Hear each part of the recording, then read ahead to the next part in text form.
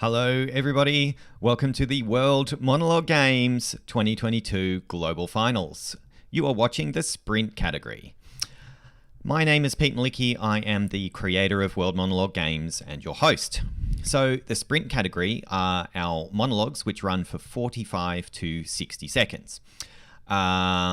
We have had quite a huge volume of submissions at the beginning of the year. Our judges reviewed them. The best of the submissions went through to our regional finals, and the best have made it through to the global finals that you are about to watch. I'm just going to say a few words about the event, and then I'll hand over to our performers. And I'm hopeful that our internet doesn't go down because it's been a little bit patchy. Just in the lead up to the show. The Australian NBN is pretty sucky, unfortunately. Fingers crossed we all go smoothly today. So just a few things to know. There may be some strong language and adult themes in this show, so please note that if you are sensitive to any particular topic or subject matter or language or anything like that, it may well be present. We sometimes see the same monologue performed more than once, and that's because we let our performers pick whatever they want. If you would like to show us a little bit of love, please hit the like button or give us a subscription. That's really helpful. Leave a chat message for the actors or leave a comment if you're not watching live. We really appreciate the encouragement. As our viewers, you get to vote and help select who goes through, who becomes our global champion and our podium winners at the World Monologue Games Sprint category. So you get to select your two favorite performers at the end of the show. I'll come back on and explain a little bit more about how that works. Basically, voting lines are open for 48 hours. You pick your two favorite performers and that's about it, really. So anyway, that's probably enough waffling from me. So I would like to invite you to sit back and relax and enjoy the World Monologue Games 2022 Sprint Global Finals.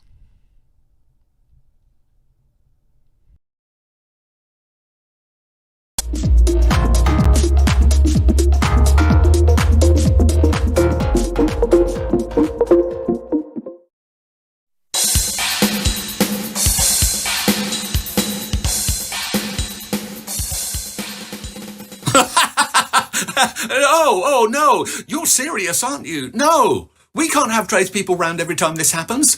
We'll be broke within a month, and if you haven't already noticed, we are not exactly swimming in cash right now. No, I think the solution to this is very simple. Every time your dad offers to fix something around the house, let's just let him do it. Now, he's made a complete mess of that bathroom door there, and I promise to fix it when I get back from work tomorrow. But let's remember, he's a 75-year-old guy, and I think he's a bit lonely, and it's his weird way of bonding with you. And if we say something now, he's going to feel in the way embarrassed, like he's a pain in the arse, which of course he is. But no, I did not call your dad a pain in the arse. No, you said that. It doesn't matter. You know, on the bright side, I think we know exactly what to get him for Christmas.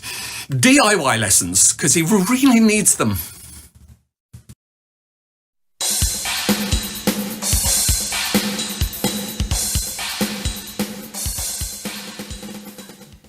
Your Honor, I'm a law-abiding citizen, just a regular guy. I'm not a flight risk.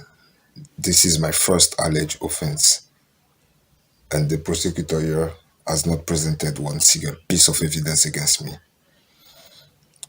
In such circumstances, unless the state has some proof of my implication into the case that brought us here, I found it constitutionally offensive and illegal to keep me detained without bail. This is a slippery slope, Your Honor. To really illustrate my viewpoint, I will use the case of Laurent Gbagbo, docket number 047321. The International Court of Justice has judged him non-guilty of the same charges the prosecutor had against him in 2002.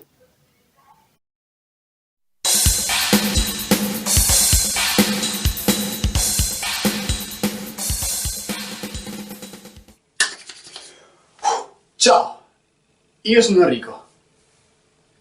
Sì, ma devi continuare, perché ti fermi così? Ciao, tu devi essere Sara, io sono Enrico. E fino a qua anche mia mamma e anche la sua lo sapevano. Ci siamo visti a un corso di psicologia, ma non c'è stato modo di... Martedì fare una festa a casa mia, pensavo di invitarti. E magari posso passare a prenderti con la macchina che non ho neanche la patente. Basta, non c'ho voglia.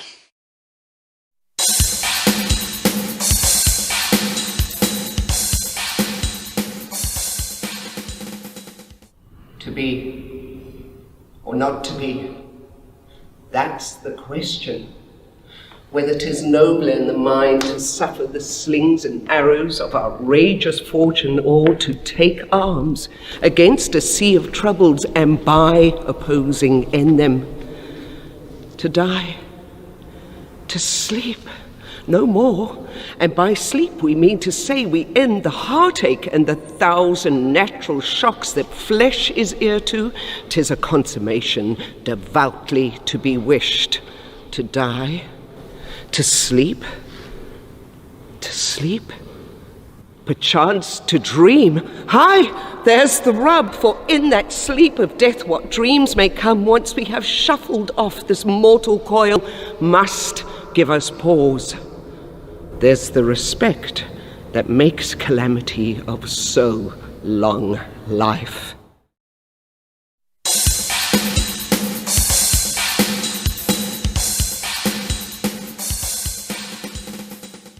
I haven't been here since the funeral, but work put me up just around the corner, so it felt a bit weird not to. Since I moved, I don't really talk much to anyone, except you. I used to think I had all these friends, and I get back here now and I don't even know who to call. I'm not sure friendship means that much. When you move away for a few years and forgotten. But the weird thing is with S, I feel like we just kind of locked in this friendship, right where it ended. Like if she was still here, we probably would have drifted, right? And yet here I am, and I think about her every day, and it doesn't go away. It doesn't get easier.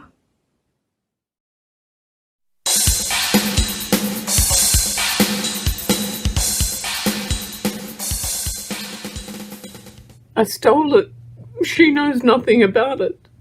The package didn't arrive from South America. The guy said it had been intercepted and he needed more crypto dollars. Desperation makes you a fool, but not twice. I'm surprised how well I've been functioning. It's as though the adrenaline has boosted my decaying brain for this one last act. So this is my confession.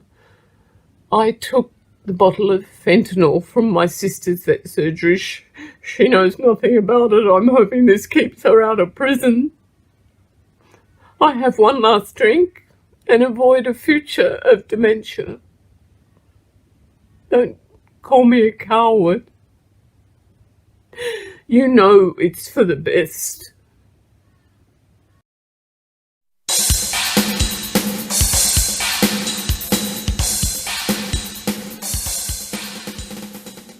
No. For Christ's sake, just listen to yourself. Look at you. You are a monster. Do you know that? You are a monster. You are not even ashamed of what you did. And you are here justifying your flaws and your mistakes. What kind of person are you? I was cast out by my own family because of you. Because I loved you. You go ahead to do this to me. No. You know what? I don't deserve this. I don't. Just get out of my house. Now.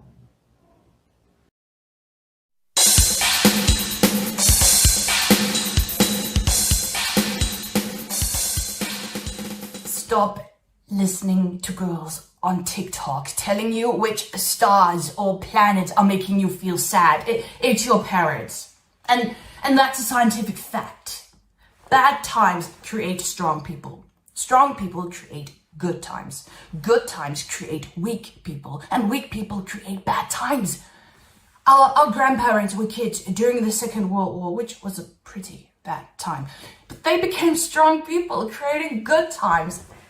Our parents grew up during those good times and they became weak people, creating fucking bad times. I mean, the climate is fucked. We're on the edge of World War III and then I can't afford to pay for my gas or electricity. So, before you diagnose yourself with depression or being a failure, just look at the mess our parents left us.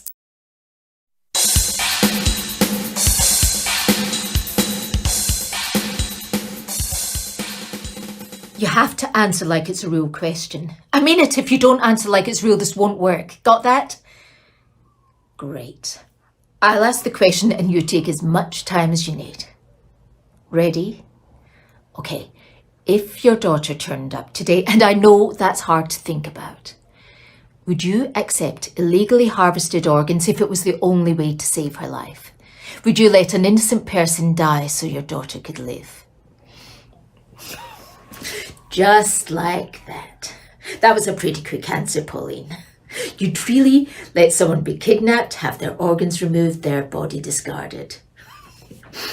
Oh no, I'm not surprised. I knew you'd say that. At least you vindicated me. What do I mean? You can't figure it out? Look, Pauline.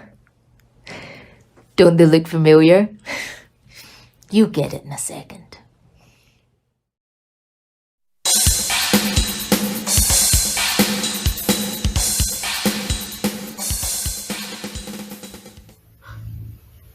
Move on. You'd like for me to move on. You tell me this, Jack, have you ever had a life grow inside of your body? Have you ever had a child grow inside your womb for 9 months only to have her lifeless body handed to you after 14 hours of labor? Have you ever felt like you do not deserve to breathe because your child does not? No, you haven't, because you're a man and these are problems you've never had to deal with or even endure. So do not tell me to move on because I am doing my best.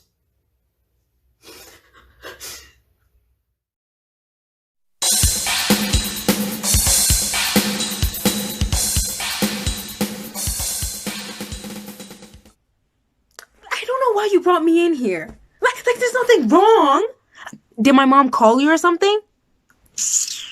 Of course she did. You know what? Just don't waste your breath on me. Like, I'm sure you have a long list of students to talk to today who actually have problems worth discussing. Students worth trying to fix. Go on your lunch break. Like, go to Tim Hortons and get coffee and donuts. Like, just let me be, man. You know, you can't counsel someone who's slowly entering their demise. Yeah, see, because no one with silly little plaques on their wall can guide me into becoming a happy teenager.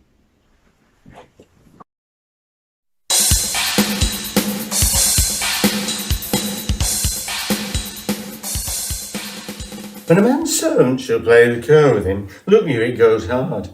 I was sent to deliver him as a present to Mistress Sylvia from my master. When I came no sooner into the dining chamber than he steps me to a trencher and steals a capon's leg. Oh, it is a foul thing when a cur cannot keep himself in old companies. I would have as one should say one that takes it upon him to be a dog indeed, to be as it were a dog at all things. If I had not had more wit than he to take faults upon me that he did, I think verily he'd have been hanged for it, sure as I live he has suffered. You should judge. He thrust me himself into the company of 3 or 4 gentlemen-like dogs under the Duke's table. He had not been there, bless him, mark a pissing while, when all the chambers smelt him. With a dog, says one. Oh, carries that, says another. Hang him up, says the Duke. I, being acquainted with the smell before I knew it was crab and gore's meat to the fellow that whips the dogs. Friend, quoth I, you mean to whip the dogs? I married do I, quoth he. You didn't more wrong, was I. 'Twas I did the thing you ought to.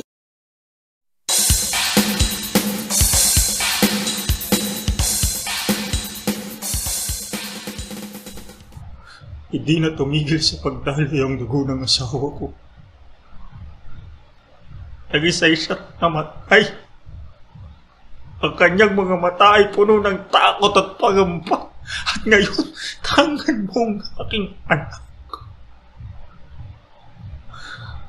Anong klase kang amigo?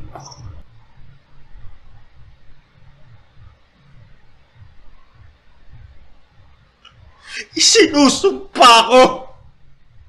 Hindi lamang itak ang itatarik ko sa dibdib mo kung hindi pati sarili kong kama!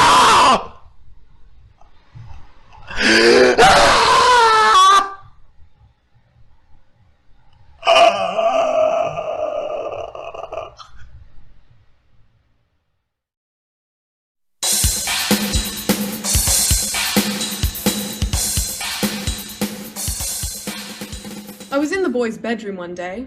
I was standing there naked and he was standing there naked too. When the door burst open and there's my husband, fully dressed. I didn't know what to say, so I said, "Oh, hello. It's you, is it?"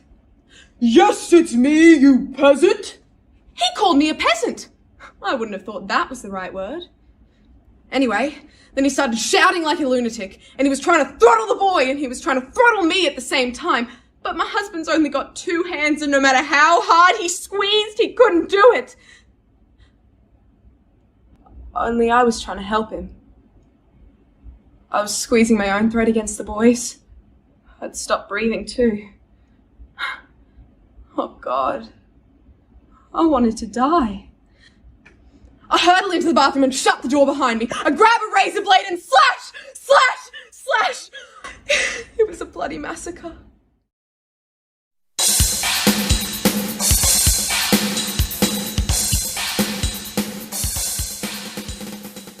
Do you? Do you really get me? That man drank himself blind because he walked away from what he loved the most. I don't blame him. He had a family to take care of and worry about, so I don't blame him. But it damaged him forever and forever. Is a hell of a long time to drink yourself to death.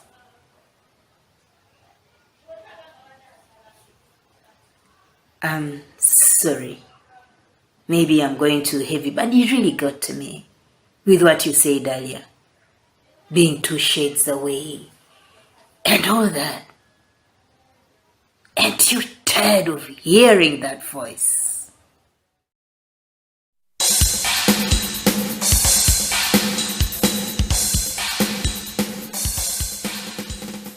And now we cross to our international desk for world news.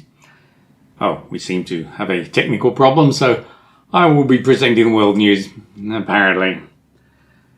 And now we cross to our US Bureau Chief, Chuck Yablonsky. Today, the President returned from his senior cycling vacation in Delaware. The Green claims that he is too old for the job. The President will respond once he wakes from his afternoon nap. Chuck Yablonsky, Washington. And now we cross to our royal reporter in London. Today, the Duke and Duchess of Cambridge opened a marriage counselling service in Dorset. Prince William remarked he knew of many young people who struggled in their marriage, with some choosing to flee overseas in the hope it would go away. Martin Raincoat, London. And now on to celebrity news with Jane Dixon. Seriously?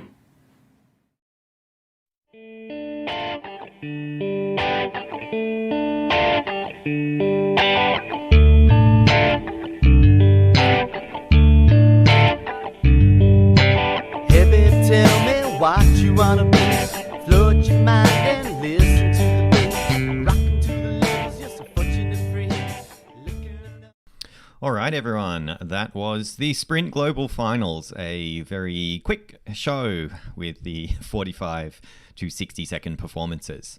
So first of all, a huge congratulations to the actors. Well done. It is a fantastic achievement to reach the global finals. There is a lot of competition to get there, and there were some really top performances tonight. So that is a good segue over to voting. I am just about to open the voting lines.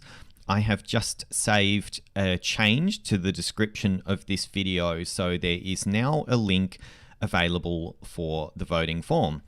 If you are keen to vote and help select who is our Sprint Global Champion, then you have 48 hours from the end of this broadcast to go in and pick your 2 favorite performers.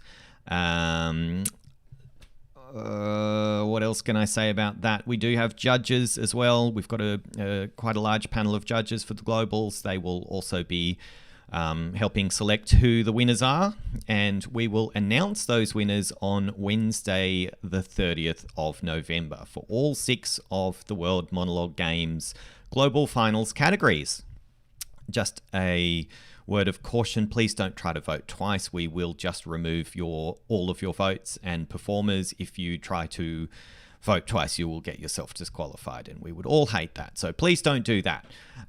We actually have another show in just over half an hour. We've got the endurance category, the best 5 to 10 minute monologues from World Monologue Games this year. I think we have 7 of those for you. So 7 performances. I should know this stuff. I shouldn't be thinking I should know. But anyway, we'd love to see you stick around. Come back at 8 o'clock Sydney time. It's now 7:22 if you're in a different time zone. And check out the winners, or the global finalists rather, of the endurance category. That's all from me for now. So once again, congratulations to the Sprint Global finalists. Fantastic achievement to get here. Great performances tonight. And I hope you enjoyed the show. See you later.